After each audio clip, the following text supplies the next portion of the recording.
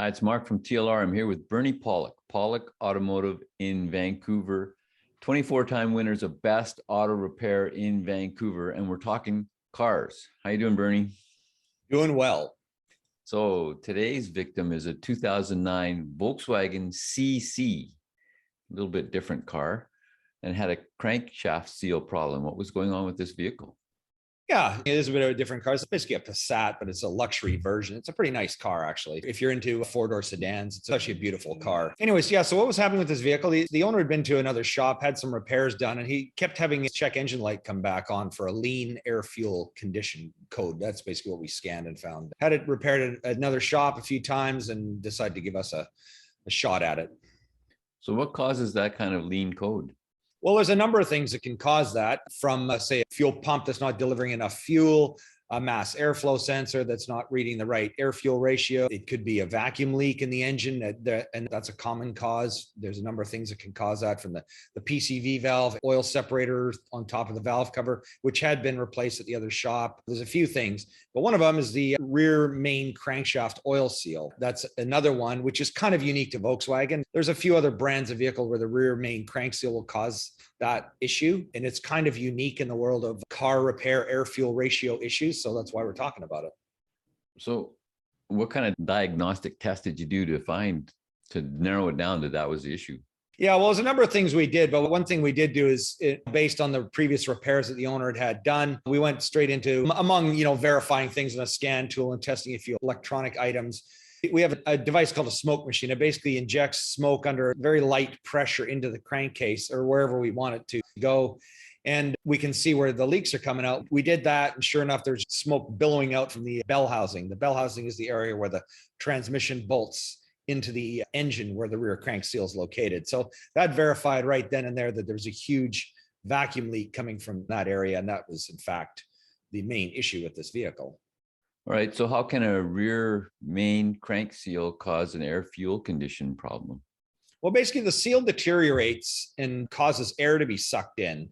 Now, you'd think the crankshaft seal is there just to seal oil out, and that's the primary purpose. But also, if air leaks in, as the engine's running, there's a certain amount of suction from the crankcase ventilation system. And if the seal isn't intact, it'll cause that to basically suck air into that area. And even though it's not dripping oil on the ground, but the other interesting thing, and I'm going to put a picture up right now.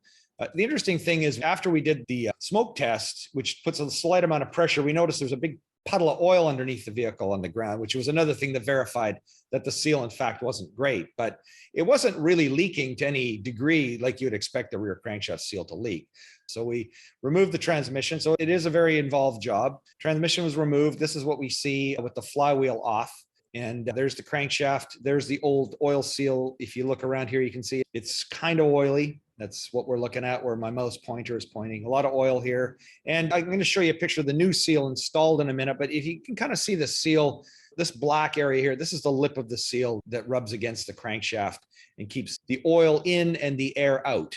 And this is the new seal installed. You can see this black rubber is a lot more pronounced. There's a lot more of it there. If you look closely, you don't see any bolts here. This is with the seal basically just put in place. I just took a quick photograph before the seal is actually bolted in. So when you buy this seal, it actually isn't just a seal. It's actually the seal with the plate. It's an interesting, different design than, well, it's getting to be more common on a lot of vehicles, but this seal, it's not like your typical older fashioned seal where it's a pretty thick piece of rubber with a garter spring. It would have like a soft rubber lip and a spring around it to hold it tight against the shaft. These are more of a harder type of rubber, and they fit against the shaft without the garter spring.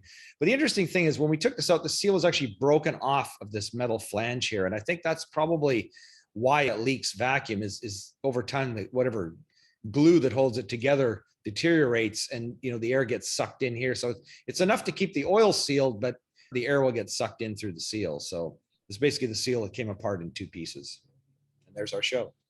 So did you replace any other parts during this repair? Well, we did actually replace the Pcv valve, or the oil separator, which is located on the valve cover. Had a discussion with the client and thought, even though he'd had it replaced at another shop, not more than maybe 100 kilometers ago, we figured it was a good idea for us to replace it. We put an original equipment manufactured unit on, which is, of course, as good as it gets. It worked fine. We verified all the air fuel ratios were all good. So we let it out the door, the 100% guarantee. We give it back to the client, and hopefully he can get a refund from his other shop if they do that kind of thing. You never know, but that's basically what we did. So verified, everything was fixed at the end of the day. So how did the engine run after this repair? Oh, it was good. Yeah, it ran nice and smooth. Check engine light was off. As I mentioned, we actually can look at the air fuel ratio on our scan tool and verify that it's actually in what it's supposed to be. And it was, so it's good.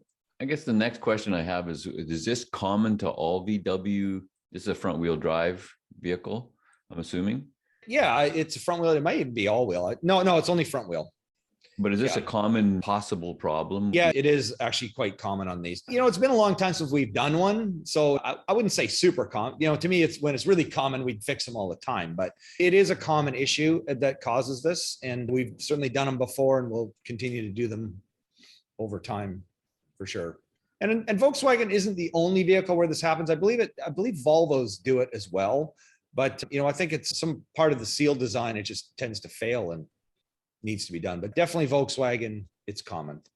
How expensive a repair? In Canadian dollars with taxes, a couple $1,000s by the time we were done with that, the PCV valve, and less without the PCV. That added a few $100s to the cost. But yeah, it's not cheap. And one thing the owner asked me, hey, is it worth doing this repair on the car? I said, of course. The car's in beautiful shape and only about 120,000 kilometers. So a lot of life left in it for sure. So, definitely worth the money. Yeah, so for $2,000, you got another 100,000 kilometers at least in safe, good driving. Yeah. And how are VW CCs for reliability? Yeah, they're a good car. It's a European car. I'm always a little jaded. European cars, there's always more to go wrong with them, but it's a good car. It's a nice car and pretty reliable. If you're looking for service for your VW in Vancouver, the guys to see are Pawlik Automotive. You can book online at pawlikautomotive.com, or you can call them 604-327-7112. You have to call and book ahead. They're busy.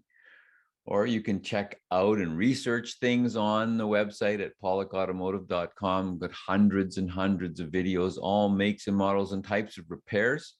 And of course, on the YouTube channel, just search Pawlik Auto Repair. Same story. 10 years of doing this, almost every single week for 10 years. A lot of videos. And thanks so much for watching and listening. And thanks, Bernie.